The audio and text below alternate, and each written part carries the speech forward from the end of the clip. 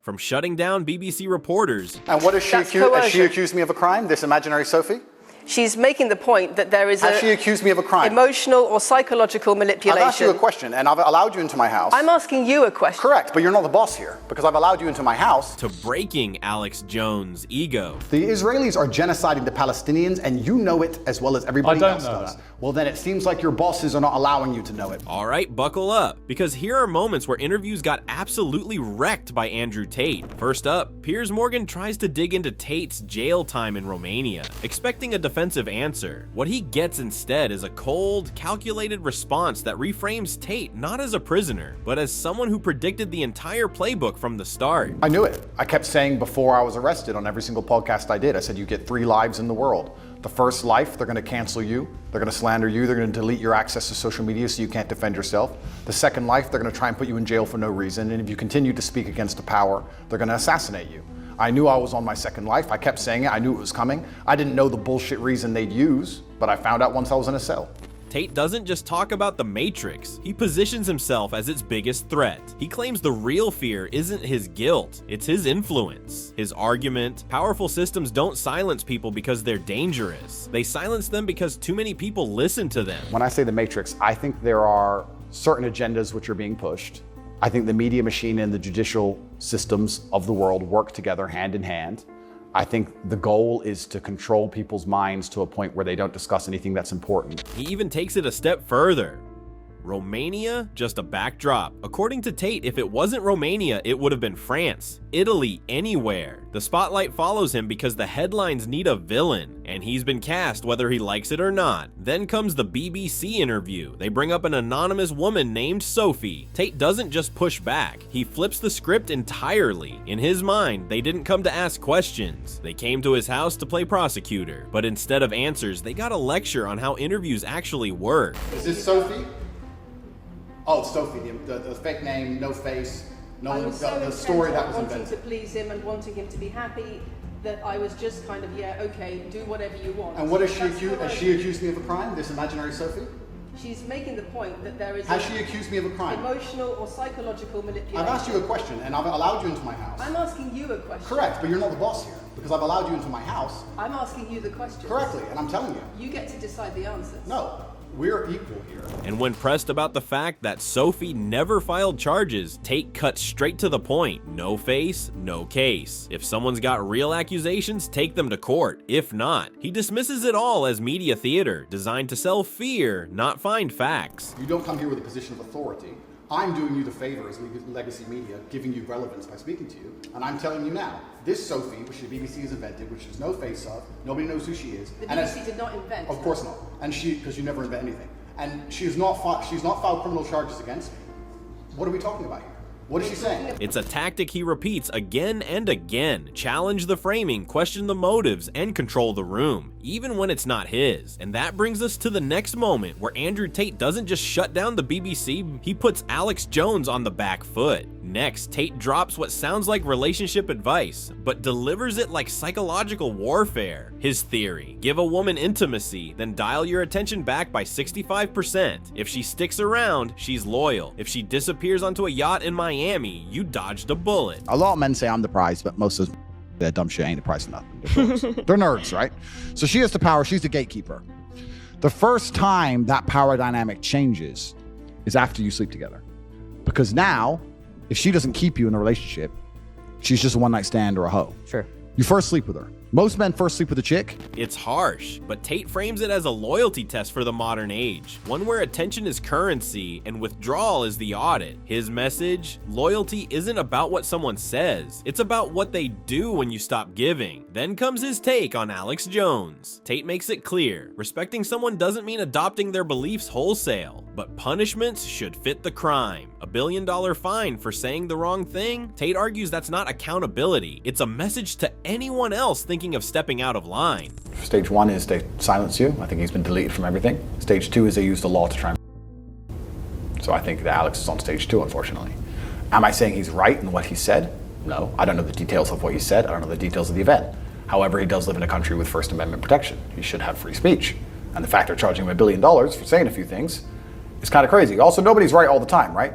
He's a conspiracy theorist, but he's right 99% of the time, and then they find the one time he may have been a bit wrong and wreck him. This, he says, is how cancel culture evolves. First, they silence you, then they bankrupt you. It's not about winning arguments, it's about making sure no one else dares to speak. And when the topic turns geopolitical, Tate raises a question most platforms won't even touch. If you fight back against oppression, does that make you a terrorist or just someone who refuses to stay on the floor?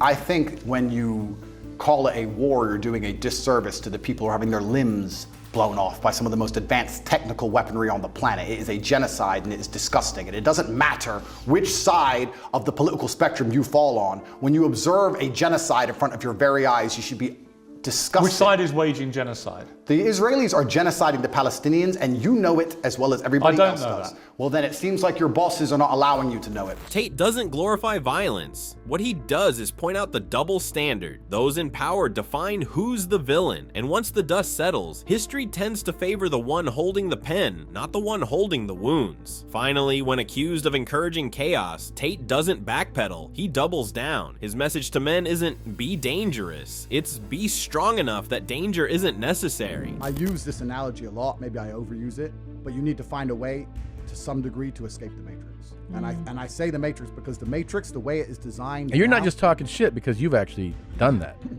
I've escaped the Matrix. Yeah. I've literally escaped the Matrix in nearly every form.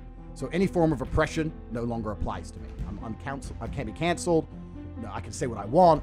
My finances are secure. I've escaped the Matrix. And when I talk about the Matrix, it primarily applies to men because men are the backbone of the slave force.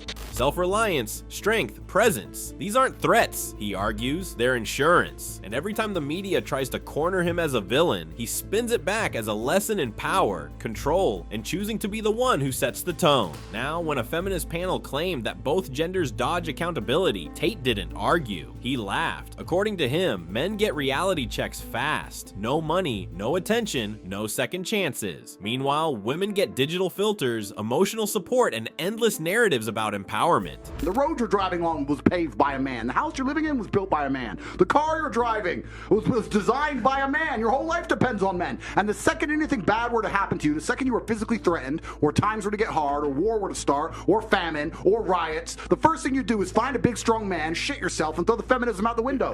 Feminism goes out the window the second that the snow needs shoveling, or there's a broken down car, or the tire needs changed. His critique: the world cushions women's mistakes, but punishes men's instantly. It's not equality. It's two different games played on two different fields. And then Tate delivers the line that turned heads everywhere. Call a feminist plumber. His point isn't subtle. When society breaks, it's not Twitter that fixes it. Roads, security, infrastructure. He says men built the systems that keep comfort running. Take that away, and suddenly the demand for masculinity spikes overnight.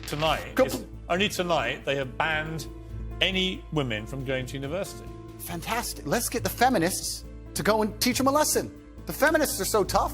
And they stand up and say they can do anything a man can do. Let's arm them up and send them to Afghanistan. I'm sure they'll fix it. No, but it's a serious matter, isn't it? That women don't get the education they deserve. And that's a very serious answer. If women are just as capable as men in terms of combat, like feminists pretend they are, they can go over there and they can deal with it. Tate uses Afghanistan as a case study. He says women's rights didn't vanish there because values changed, but because men stopped defending them. No male support, no ideology. Feminism, he argues, only survives when it's protected by the same men it often criticizes. And when the topic shifts to equality, Tate draws a hard line. Respect isn't the same thing as sameness. Feminism, he says, tries to copy masculinity without understanding the cost and ends up erasing both identities in the process.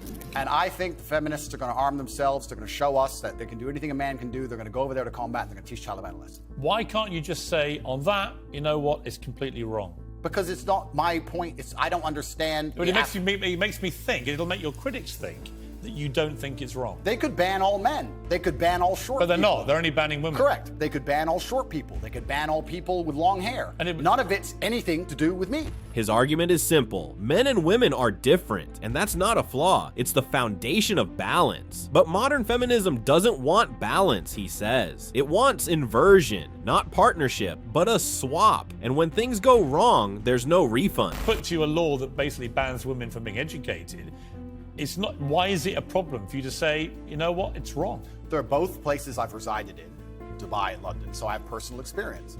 I can give my personal opinion, but like I said, it has absolutely nothing to do with me with what the Taliban decide to do inside of Afghanistan. And if they decide that's the most prudent way to run their society, then we have two choices. We can either go over there and start another war that we shouldn't be involved in and waste a bunch of life, or we can sit and say, it's up to them, they should govern themselves, they're people, we're no better than them, and they've decided to live their lives a particular way, and that's how they're gonna live it. Finally, he makes it clear, the world we live in, safety, comfort, order, wasn't conjured out of thin air. It was built by men, saying we don't need men, while living inside the systems they created is, to him, peak delusion. So the question remains, did Andrew Tate go too far, or did he just say what no one else will? Either way, the mic has been dropped, and if you're still here, you're clearly not afraid of a little fire. Please like the video if you enjoyed it, and hit that subscribe button for more unfiltered breakdowns. You're already in the arena, might as well stay for the war.